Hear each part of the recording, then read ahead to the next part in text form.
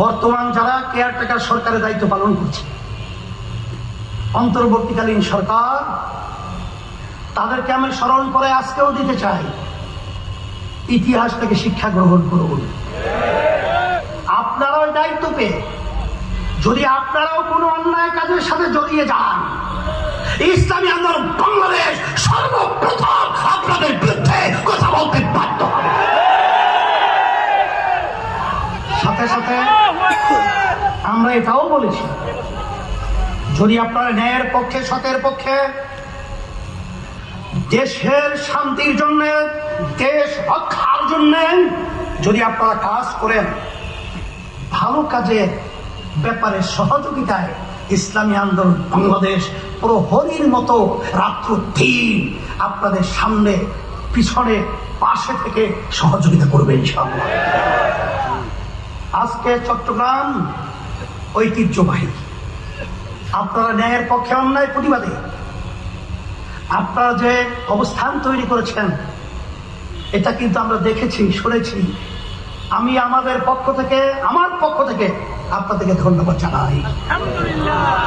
সাথে সাথে আমি সকলকে আহ্বান জানাবো, আজকে ষড়যন্ত্র কিন্তু শেষ হয় নাই। হিন্দুদের মন্দির পাহারা দিই আমরা,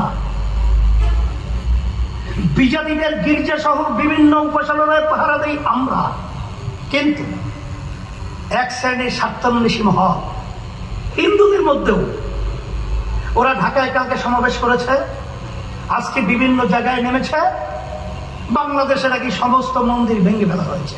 কোথায় ভেঙেছে আমরা তো বাংলাদেশে দেখছি না। কাদেরকে উস্কিয়ে দিচ্ছে চাচ্ছেন? শোনেন, ভারতে বর্তমানে যে সরকার, মোদী সরকার গঠন করছে না, রাহুল গান্ধী তারা বিরোধী দলে আছে না, রাহুল গান্ধী বলতেছে নরেন্দ্র মোদীকে, নরেন্দ্র মোদী হিন্দুই না। তাহলে বোঝা গেল যে হিন্দুদের মধ্যেও কিন্তু গুন্ডা আছে। সব হিন্দু না, হিন্দুরাও এক শ্রেণীর গুন্ডারা আমাদের দেশকে শান্তি করার জন্য বিভিন্ন নির্লক্ষ্য অনুযায়ী কাজ করছে, ওদেরকে প্রতিহত করতে। কোথায় বাংলাদেশে, কোন জায়গায়, কোন জেলায়, কোন থানায়, কোন ইউনিয়ন, কোন মহল্লায়, কোন জায়গায় মন্দির ভেঙেছে? সম্পূর্ণ একটা ধোঁকাবাজি এবং অসুন্দর করার জন্য বিভিন্ন নীল নকশা। এই নীল নকশা বাংলাদেশের মানুষ বাস্তবায়ন হতে দেবে না। তোমরা ঘুমিয়ে ঘুমিয়ে রুটি পিঠা হাঁসের গোশত খেতে পারো, বাস্তবে হবে না ইনশাআল্লাহ। ইসলামী আন্দোলন বাংলাদেশ, আমি সকলকে আহ্বান জানাবো, আসেন আমরা সবাই একত্রিত হই। ইসলাম যে একমাত্র শান্তির গ্রান্টি, তার বাস্তবতা আমি আগে প্রথম বলেছি। এক শ্রেণী নেমেছে লুটের জন্য, বিভিন্ন চাঁদাবাজি গুন্ডামি করার জন্য, আর ইসলামী আন্দোলন বাংলাদেশ তার সমস্ত সহযোগী সংগঠন নেমেছে মানুষের খেদমতের জন্য। তাই শান্তি আখেরাতে মুক্তির লক্ষ্যে ইসলামী আন্দোলন বাংলাদেশ, আমি এই পতাকা তলে সকল ঐক্যবদ্ধ হওয়ার আহ্বান রেখে, ইসলামই হলো একমাত্র দুনিয়াতে শান্তি আখেরাতে মুক্তির পথ, বিকল্প নাই, পায় নাই, কোনদিন পাবে না। এই আশাবাদ ব্যক্ত করে সকলকে ধন্যবাদ জানিয়ে আমি আমার আলোচনা শেষ করছি।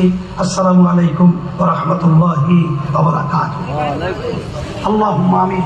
রব্বানা আতিনা ফিদ দুনিয়া হাসানাহ ওয়া ফিল আখিরাতি হাসানাহ ওয়া কিনা আযাবান নার বিরহমাতিকা ইয়া আরহামার। এই অবস্থান আর কোন হৃদয়বান মানুষ এটা সহ্য করে ঘুমিয়ে থাকতে পারে না।